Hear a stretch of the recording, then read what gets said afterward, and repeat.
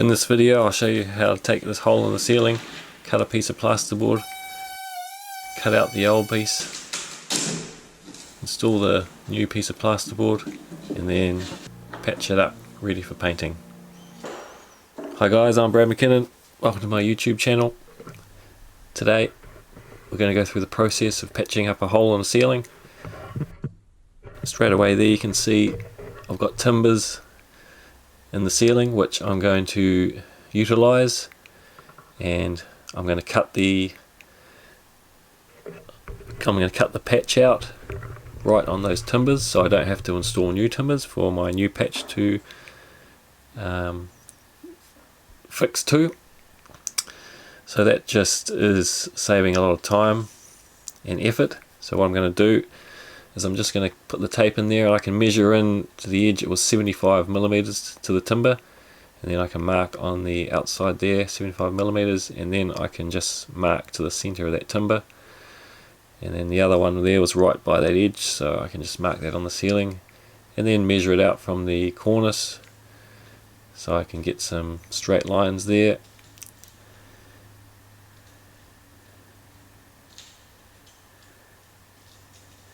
And then what we're going to do is mark the other side there. So we've got our marks where our two timbers are. Then we'll just check that measurement, 400mm from center to center, and then it was 300mm just to cover that hole. So I'm going to go cut a piece of plasterboard 400 by 300mm, and I'm just going to hold it up on the marks on the, and then I'm going to mark around the plasterboard, which is just going to make life a lot easier rather than cutting out the patch first and then measuring the hole. So put a little arrow so you know which way the board goes up after you've cut it, and then we'll just mark around it there, just making sure each edge is right in the center of those timbers. Then we're going to get our safety gear on. Got an earmuffs, a hat to stop the dust going in your eyes, mask and some gloves because it's going to get a bit dusty. This is an old fibrous plaster ceiling, and I'm going to use my multi-tool to cut it out, and those two things together means dust, but it's a lot easier than using a knife.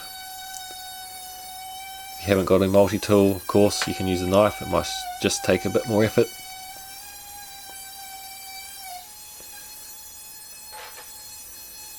But using a multi-tool is pretty straightforward. Just tilt it on an angle, and you don't want to go too far through in case there's wiring above in the ceiling. You don't want to cut through. So once we've done that, we can just use our knife just to get into those edges, into those corners, make sure it's all through, and we can just pull that down, and that should just pop out nice and easy. And there you can see we've got timbers on both sides. So that is a great little tip there to save you having to install new timbers.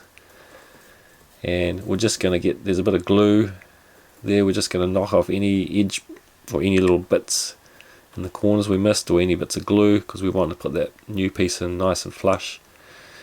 Now if there was no timbers in the ceiling, what you can do is you can go get yourself a piece and cut it just bigger than the hole, and then you can just slide it in and put some fixings in around the edges. So that's what you can do if there's no timbers there, but we had timbers, so it made life a lot easier.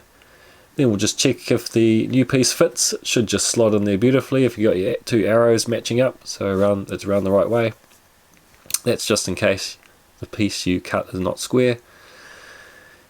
And you can just see here's a couple of little dangly bits there I just need to get off just to get it nice and flush. And if you take your time getting this bit right, it just makes the whole plastering process a lot easier if everything's nice and flush and lined up. Now as I'm working on my own, I can put the screws in, pre-drill them, get them ready so I'm not having to hold the board up whilst getting a screw and getting it started. They're all ready to go, and then I can just fix it straight off. Nice and easy, great little tip. All these little tips of finding the timber and getting the screws ready just makes life a lot easier. And another little tip is just to put some screws into the existing there, just in case that's sagging down a bit. That'll just get everything lining up nice and flush, and that just makes life a lot easier for the plastering process. Now, because we're plastering onto a painted surface, we just want to give that a scuff up with some heavy grit sandpaper. Got some 80 grit here, just give that a nice scuff up, scratch the paint so the plaster adheres to it. Then what I'm going to do is I'm going to use some pre-mixed multi-purpose compound, and we're just going to tape it in here. And you're only going to see the taping in process. I've got a load of videos which I'll link down below about the full taping process, and another couple of little tricks regarding air bubbles.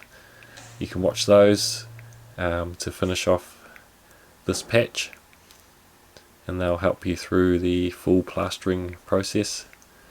But in the meantime, we're just going to tape in opposites. I'd like to do them opposites together, then I can do the other two opposites straight after. And we'll just put the tape in, and we'll just press that tape into the plaster, and then straight away, straight over the top again with another lick of plaster, just so that tape's embedded in between the plaster. Then we'll just let that dry, and we'll come back and do the second coat. But again, check out those other videos to see the full process. Anyway, thanks for watching. That's it for today. Please subscribe if you're not already. Hit the thumbs up button or leave a comment. I'm happy to answer any of them. And thanks for watching, and I'll see you next time.